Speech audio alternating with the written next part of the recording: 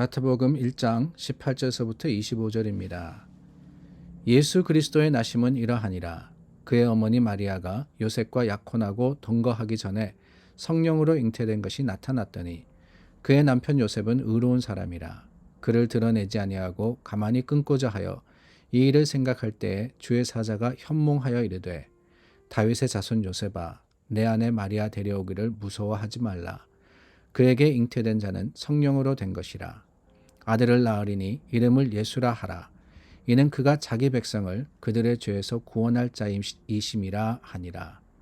이 모든 일이 된 것은 주께서 선지자로 하신 말씀을 이루려 하심이니 이르시되 보라 처녀가 잉태하여 아들을 낳을 것이요 그의 이름은 임마누엘이라 하리라 하셨으니 이를 번역한즉 하나님이 우리와 함께 계시다 함이라. 요셉이 잠에서 깨어 일어나 주의 사자의 분부대로 행하여 그의 아내를 데려왔으나 아들을 낳기까지 동침하지 아니하더니 나음의 이름을 예수라 하니라. 마태복음을 통해서 보여진 예수님의 탄생의 기록을 저희가 나누었습니다. 예수님이 어떻게 이 땅에 오셨는지라는 것은 우리가 너무나도 잘 알고 있기 때문에 뭐라고 부연 설명을 할 필요가 없을 것 같습니다. 오늘 말씀만이 아니라 마가복음 또한 누가복음에 기록된 그 모든 말씀, 그 말씀을 통해서 우리는 하나님이 이 땅에 오셨음을 믿고 고백하며 또한 그 하나님이 바로 이 땅에 오신 그리스도이심을 간증하며 세상에 선포하지 않을 수가 없습니다. 오늘 말씀 또 그 내용은 여러분들과 구체적으로 나눌 필요가 없을 것 같고요. 이 가운데 몇 가지를 저희가 함께 나누기를 원하는데 그 첫 번째는 23절에 나오는 임마누엘이라는 단어입니다. 이를 번역한즉 하나님이 우리와 함께 계시다라고 합니다. 하나님이 우리와 함께 하시다.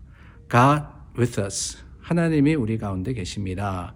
그것이 바로 임마누엘의 의미이죠.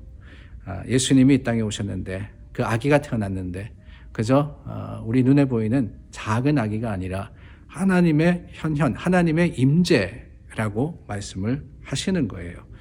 여러분 이것이 얼마나 대단한 일인지 모릅니다. 하나님이 우리와 함께 하신다. 저희가 민수기 말씀을 나눌 때 그런 이야기를 종종 드렸던 것이 기억이 납니다.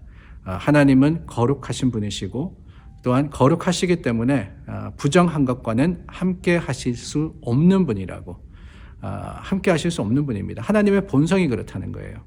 하나님은 홀리하기 때문에 언홀리한 것과 동일시될 수 없고 하나님은 클린하기 때문에 언클린한 것과는 있을 수가 없습니다. 그래서 출애굽기, 레위기, 민수기 계속해서 나오는 말씀의 명령들은 어떻게 하면은 이스라엘이 하나님께 나아갈 수 있을까?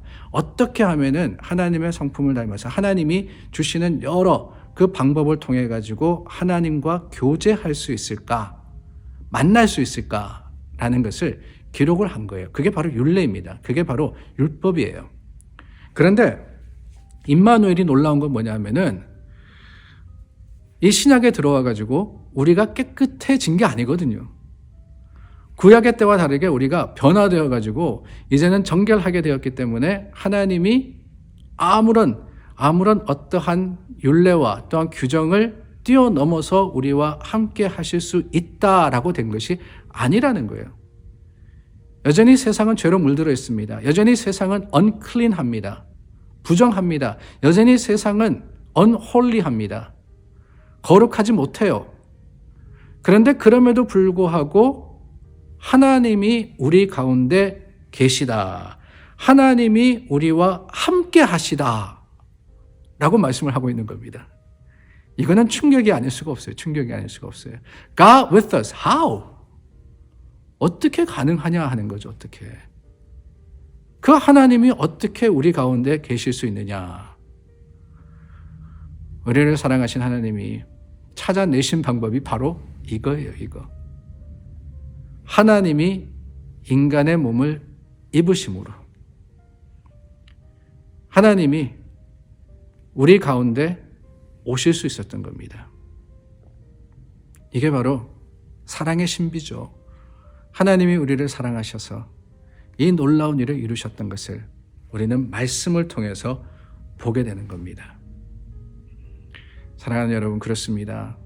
우리는 unworthy한 사람이에요. 우리는 하나님의 사랑 받을 자격 없습니다. 그러나 하나님이 우리를 사랑하셔서 이 놀라운 일을 이루어 주셨습니다.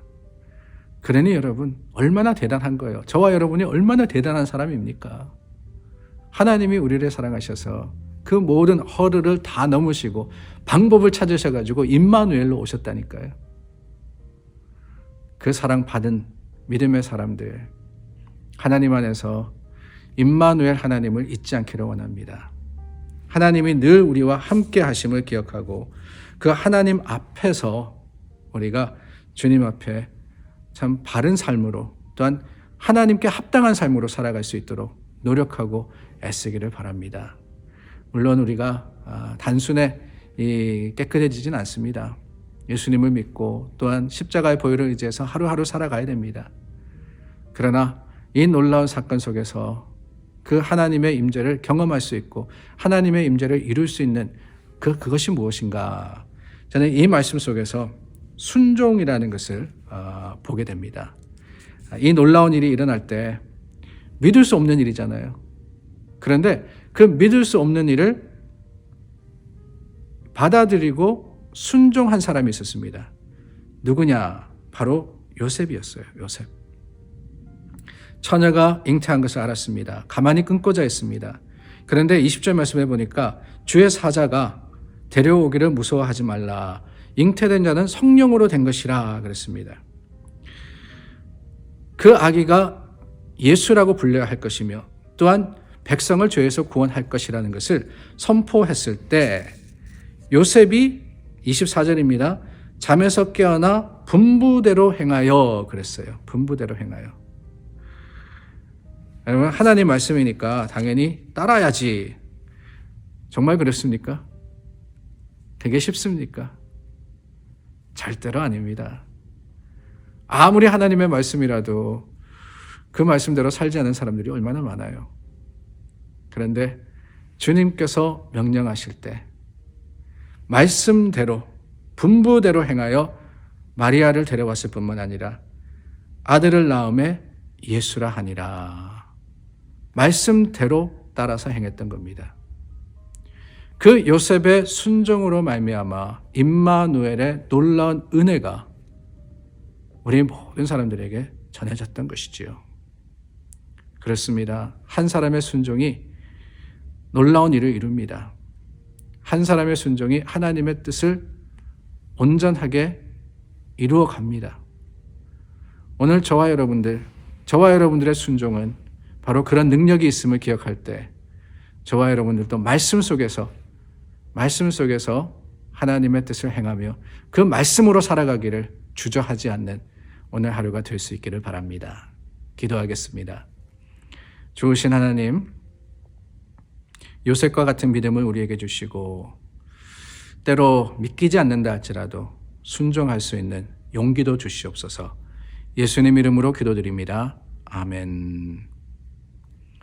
오늘 말씀 앞에 서신 여러분, 다시 한번 하나님의 뜻을 이루시는 믿음의 용사들이 되시기를 예수 그리스도의 이름으로 축원합니다.